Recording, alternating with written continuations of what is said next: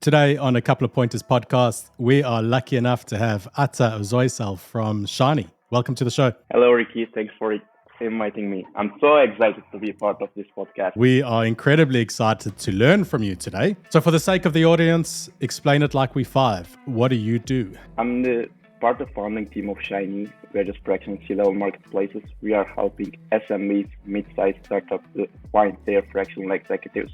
And I also start my consultancy. I'm doing some part-time gigs to B2B consultants. I'm helping early stage startups to how to create outbound motion and sales process.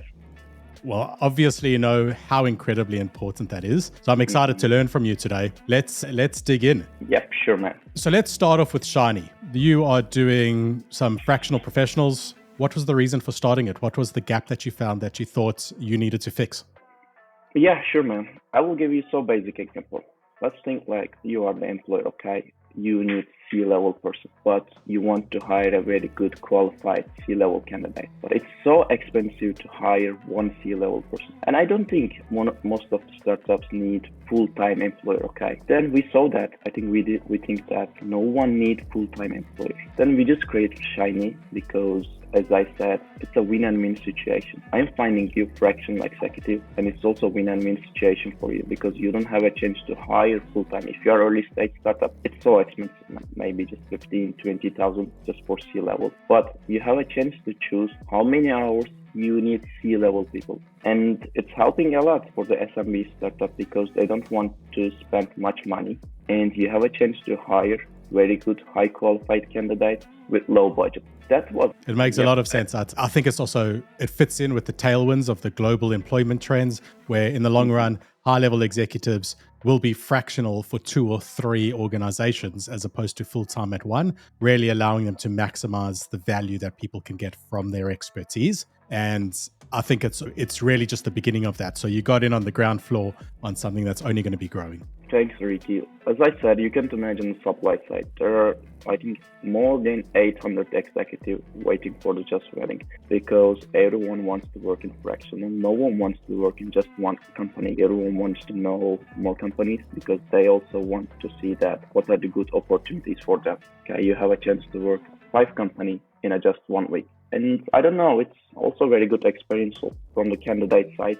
Yeah, absolutely. A hell of a lot better than having a side hustle that has nothing to do with your expertise. Is use your expertise and sell your expertise to another organization that needs it. And if they only needed it fractionally and the organization you're at only needs it fractionally, makes a lot of sense. Now, tell me about your outbound consultancy. Outbound consultancy, as I said, I just started a couple months ago and I have 2 or 3 clients. It's going well, and I have also 2 employees working with me. They're helping me to find new clients for them. They're helping me to book up meetings. We are also doing lead generation. But outbound stuff, it's not easy. Actually, you know better than me, to be honest. It's not easy stuff to have. It's not easy. Well, it is difficult, that is for sure. But if it were easy, they wouldn't need us. Yep, definitely. And most of the clients looking at me like I'm a Superman. I will just come and find the clients to them just in a couple of weeks. It's not easy stuff, but we are going, as I said, I have 2 or 3 clients now. I'm just helping them what they should do, how they can create their sales pipeline, also outbound stuff. And sometimes if they need to do some lead generation, I'm also helping them. All right, let's dig into that. So these companies come to you, they need a little bit of help. What stage are they usually at? I can say mostly early stage startups. They don't have a sales team, even they don't have a SDR. They are looking for some advices, to be honest, like how we can create SDR team. Because let me tell you, if you want to hire SDR, you just need some very qualified SDR. Because if you will hire SDR, like junior SDR, and if you don't know how to do outbound stuff, it's so hard, man. It's so hard. Like you cannot expect. Yep. Yeah, we're offering this as a service, this sales management as a service, recruiting SDRs for companies and helping onboard them, manage them, train them, coach them all the way through to success. And it's for that exact reason. If you're not hiring a highly experienced SDR, they're almost guaranteed to fail. Definitely. To be honest, I saw many examples in my life. I saw that there are some companies, they were just hiring SDRs, like 100 SDR in just 5 or 6 months. But Of course, if you will hire 100, it's unqualified. And I saw that 1 or 2 years later, their employee number just like going down. And your services, for me, it's necessary stuff, man, because it's in the long term. If you're thinking long term, you just have to find like very good, high qualified SDR, and you just have to also teach them how to catch fish. Here's the problem. You hire high quality, experienced SDRs. They don't want to be SDRs anymore. No, it's like trying to find a unicorn because they're already moving on to account executive roles. So instead of trying to find a unicorn, we really believe the best option is find a partner that can help provide you with junior but well-managed, coached and well-maintained SDR functions so that you can get the same quality that you would get from super experienced SDRs, but from a team that is more junior. And the beauty there is that junior team can then also grow to become your account executives. And we all know that account executives that were promoted from SDRs on average outperform hiring account executives externally. So it's a bit of a win-win.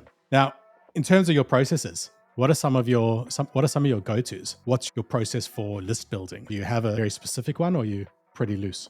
Yeah, actually, it depends on the clients, but what I'm doing first, I'm always checking for their free users, if they have any customers, to understand what is their ICP. So just check that, and then I'm checking some specific industries, some similar industries, because if you have anything in your hand, I think you just have to start on that. And after that, I'm just like making strategy with my team, which ICP we should go on, which client we should go on, which industry. Then, the basic stuff, email, LinkedIn, cold call. It's not basic, to be honest. Yeah. And of those 3 channels that you've just mentioned, LinkedIn, email, and cold calling, which have you found to be the most successful on average? For me, of course, LinkedIn, because I have a personal branding, and as I said, it's not that much hard to sell some stuff, but it's just for me because I have many friends. When I just text to them, hey dude, could you have a chance to check this product? Okay, it's just not a big problem. I'm a social seller. Also, email, cold call is so hard for many SDRs. They're just like afraid to take the phone and calling someone, but I think it's one of the best channels. Also, cold call, if you're not shy person, if you have enough courage to call someone, it's the best channel. So as a social seller, one of the challenges that you might come to is how do you get your new team members to be effective social sellers quickly when they're starting out with a brand new LinkedIn profile? To be honest, I just started posting 1.5 years ago, and it's not that much easy process. So if you just hire the SDR and if you're trying to do him social seller, you just have to be patient, because what he has to do or what she has to do, she has to create her own brand and she has to create her own followers. For example, I have many friends, they're just trying to be social sellers. They are starting to send some posts every week, but they're not taking engagement. After 1 month later, they're just stopping posting. It's not working like that, man. You just have to post consistently. It's a real slow burn, which is the challenge when these companies are hiring SDRs because they're looking to get some runs on the board quickly. Like social selling seems like a really good long-term strategy or mid-term strategy for a company, but it's not something that you can turn on next week or next month to start seeing leads coming through. Yeah, definitely. I just remember with Yuriki, like when we met, I think 1.5 years ago, and I just checked your followers now. It's amazing because you had an amazing growth and you was very successful on posting. I was always checking your posting and you are creating value. I think that's one of the most important stuff on LinkedIn. If you are talking about experience, if you are providing some value to people, okay, man, you are taking engagement. Yeah. It really is all about that creating value, and creating content is so hard. People don't realize how hard it is. Like I started off posting, I think I tried like Monday, Wednesday, Friday. So just 3 times a week. And it was killing me. It was like, it took me 3 hours to write a post and I was unsure of myself. It's gotten a bit easier, but not a lot easier. It is still incredibly hard. I know it's so hard for me, but even I'm not posting like that much. I'm just posting once a week because it's taking too much time, man. Everybody thinking it's so easy process, but you know better than me. It's taking a couple of hours. So much time. Creating one post. Yeah. And here's the thing. This is what I've learned is your audience is always growing and you can recycle your content. There's aren't there's only so many unique thoughts that you can have around outbound or around your topic. And when I last posted it a year ago, I was at, say, 3,000 followers. I'm now at 8,000 followers. So the vast majority of my audience hasn't actually seen that content. So go through to your LinkedIn settings, click on export all of the posts that you've written over however many years, the last year and a half, and then try reframe them, rewrite them, maybe shorten them and repurpose.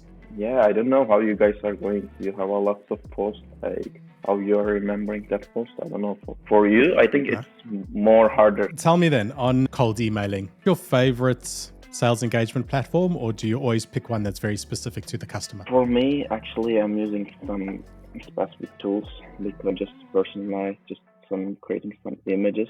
And if you're asking me what kind of emails working for best, of course, personalized. Everybody will say to you personalized, but it's so different. I will just give you one basic example. Just like a couple months ago, I was trying to reach out one radio owner, but I just opened his radio channel and listened last 3 days to get some insights about them. Why I'm telling this, because everybody's saying, okay, email marketing, it's not easy stuff. They're just thinking you can just write copy in a couple seconds. It's not that much easy, man. I'm receiving 100 emails in one day, and I'm just checking maybe 5 or 4 of them. Because think like that, if you're ICP, C-level people, they're receiving maybe more than 100 email every day. You just have to go some specific. So hyper-personalized emails, the way to go. I agree with that. How are you sending them? Are you using Apollo? Does it depend on each client what you'll send from? I'm using Apollo and also sometimes Lemlist, because Apollo is like one of my favorite tools, and they just also shared their last features, buying intent. I don't know what you think about that, but I think it's so valuable. I think that it's really exciting to see them bring a capability like that to the platform.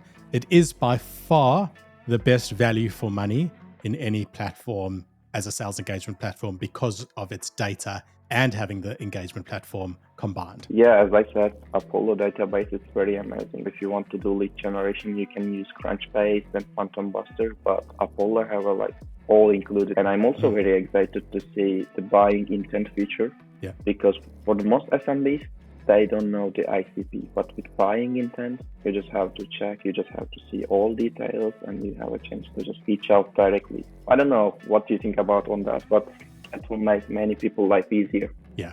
Again, it sometimes needs a little bit of advice into how to configure it. I don't think buying intent is something that your average person understands in how that, of course, what that looks like within a data tool like Apollo. So you have to configure it correctly, but intent data, when done well, is incredibly powerful. But that's the point when you guys are joining the game, man. Yeah, so much intent data is just snake oil. They're just selling hopes and dreams and a little bit of rubbish. The platform's $20,000, $30,000 a year just for the intent data. The fact that Apollo's bringing intent data into their platform at a ridiculously low price, like great value for money, is pretty impressive. Yes, definitely. Now, on average, how many emails would you be sending a day? If you were a customer, if you were a single SDR, you're listening to a radio show for 3 days to personalize one email, what kind of volumes do you have to get through? Yeah, to be honest, if the client is important, I'm spending too many times on one email. But that's not my advice, because you just have to find how to scale up. And spending too much time, it's not a good way to scale up. But on average, I can say sending 70 emails, and just for one client. Of course, I have some employees doing for me, but I can say I'm just working on 20 emails just for the personal life. I have a lead generation process, and I am checking that's the high intent for me.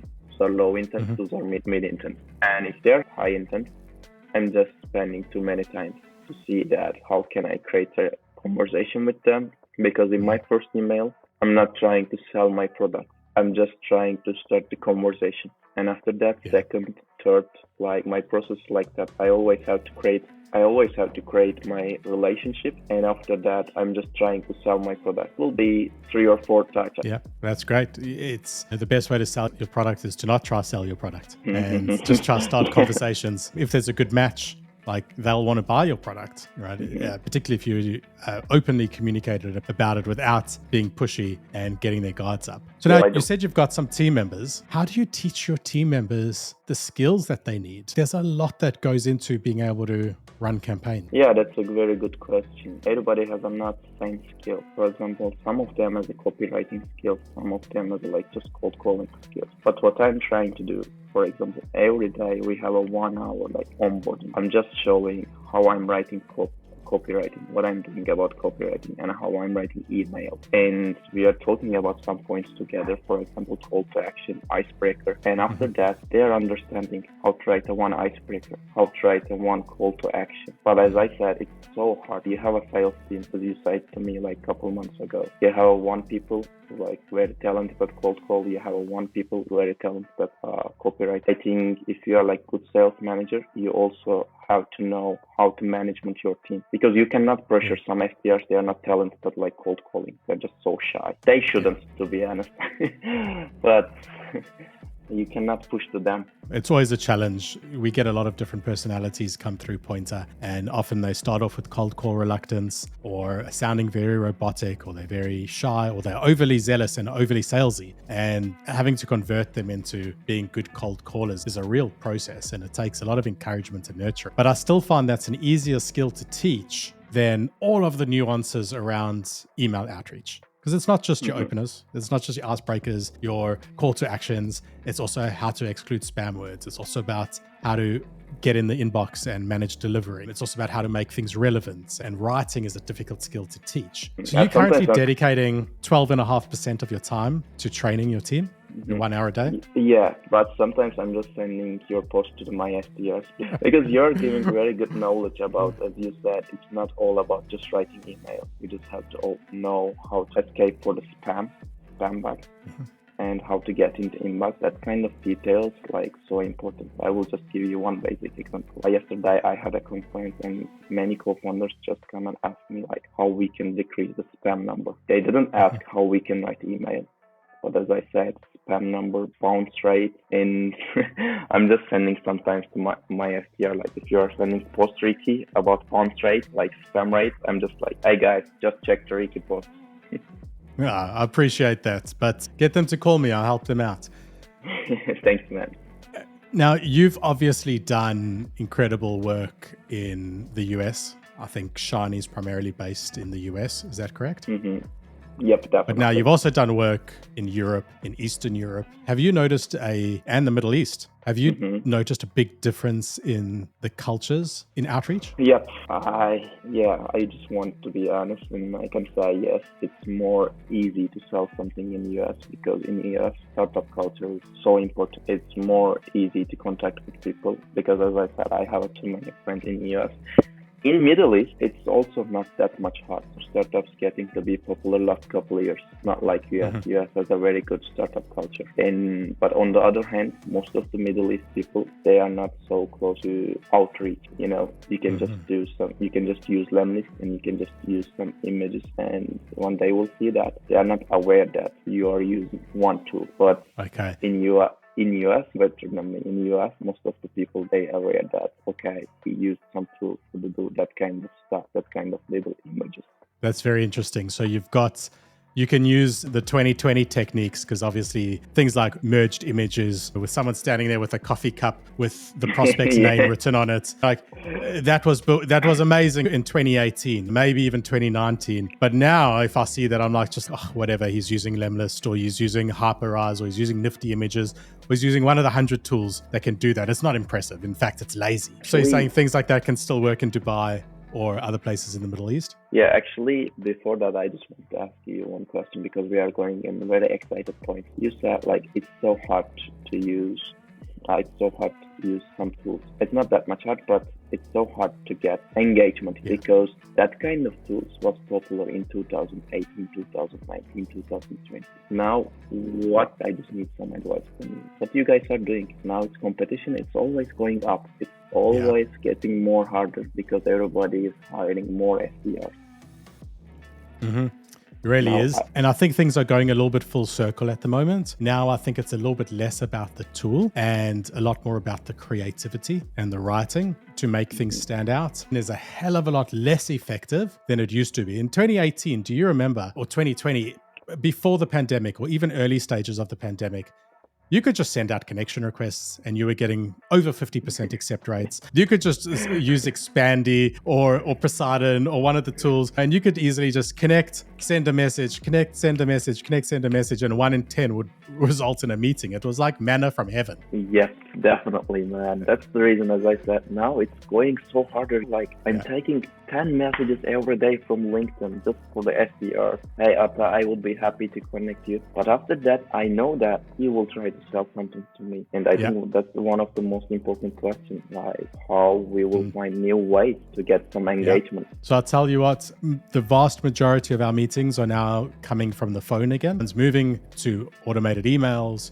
to LinkedIn, and it's opened up the phone channel again for us. So phone is now back to being our primary tool. If you have an incredibly large total addressable market, nothing beats email. I can send 1,000, 2,000, 3,000 emails a day for a company, then you can't do that kind of volume on the phone. So email's still incredibly important. You also just can't get everyone's mobile numbers. But where you can have someone's mobile number, nothing beats the phone. Yep, definitely. I think cold call will be popular again as soon as possible, because as you said, of course, if you have a so large market, email marketing, that's so important. But LinkedIn is always going down. I'm just aware on that accept rate. It's starting to be getting down because people are taking many requests in every day. As I said, every day I'm receiving like 10 messages from the SDRs.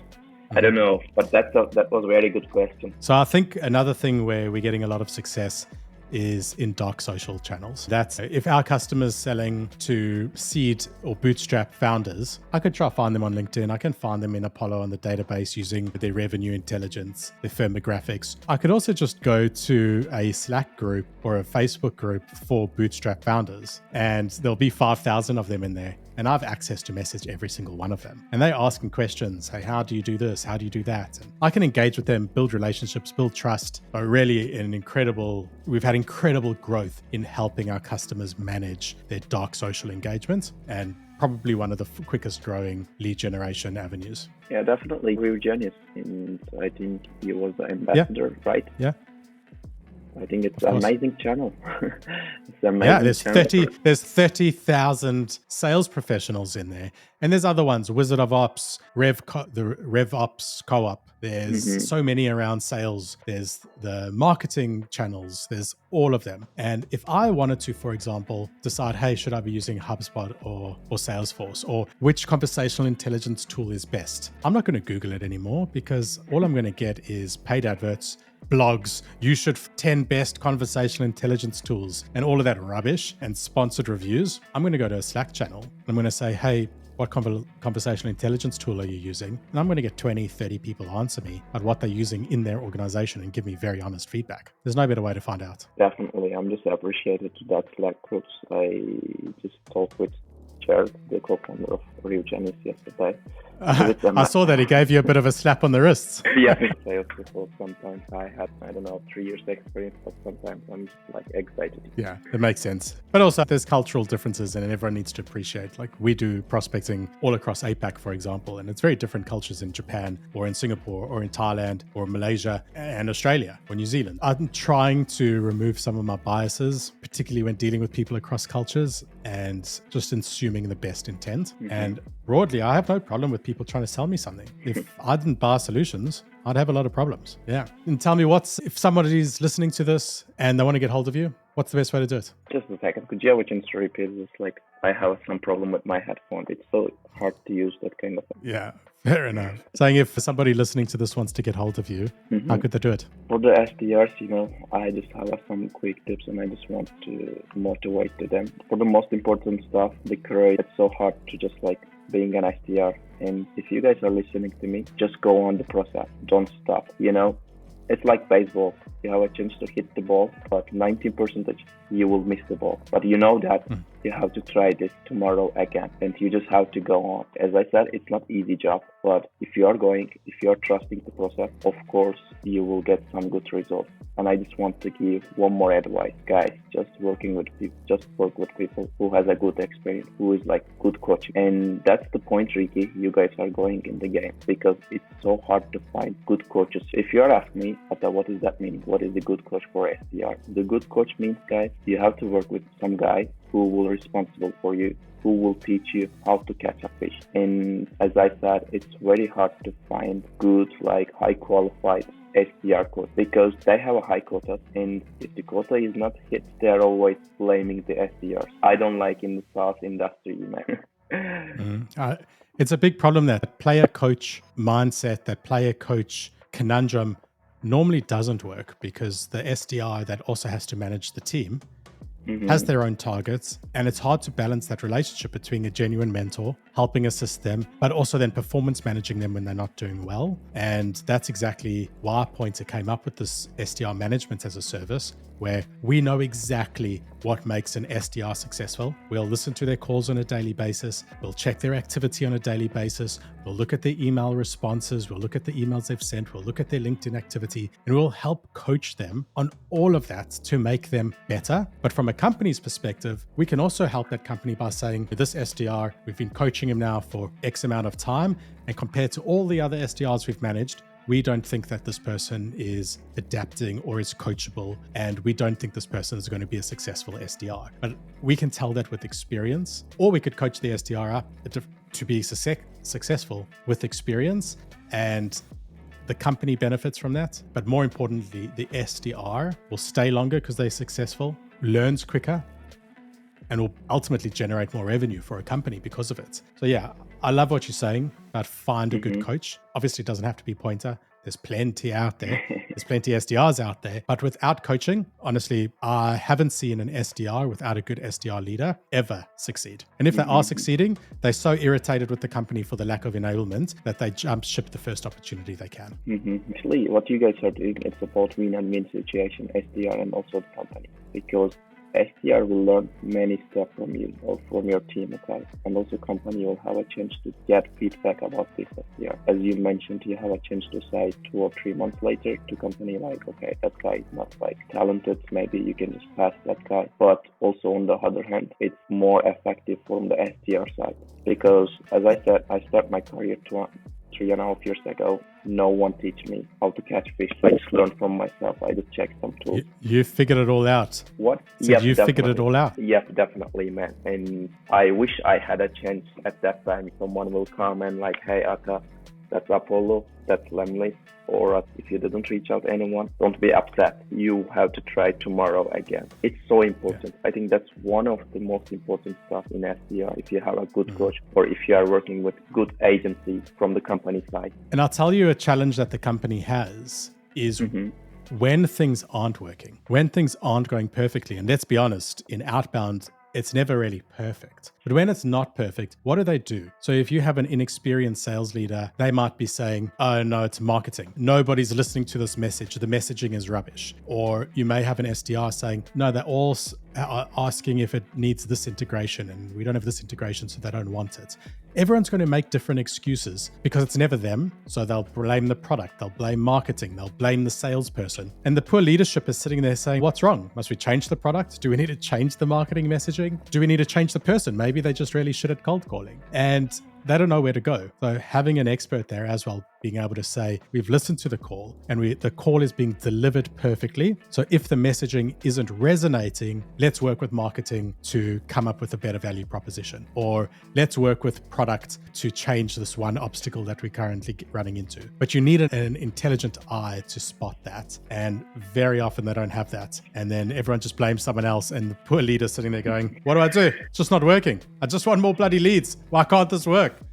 Yep, definitely, man. But as I said, it's so hard to find that kind of like brave leaders. I'm calling them brave leaders. They are not like saying any excuses. As you mentioned, they're just like checking, okay, what we have to change, what we will do next month. Because most of the leaders, they are just like, when they are getting pressured, they are just like starting to say excuses. Okay, marketing team is not work. My SDRs don't showing like good performance. But as I said, that's why I joined your podcast, Ricky. Like that you are one of the leaders. I just saw that you have that capability, that leadership. You're making me blush, Ata. But listen, mate, I've really enjoyed this conversation, and I'm sure everyone listening has really learned a hell of a lot from you. If they wanted to connect with you, what's the best place? LinkedIn?